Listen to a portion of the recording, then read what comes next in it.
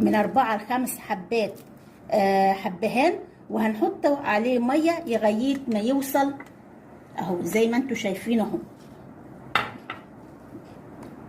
هنبله شويه فتره طويله، وبعد كده هنضربه في الخلاط وارجع لكم اهو. زي ما انتوا شايفين اهوت، بعد ما ضربته في الخلاط اهو، هنعمل ايه بقى؟ هناخد كام معلقه من السائل اللي احنا عملناه اهي،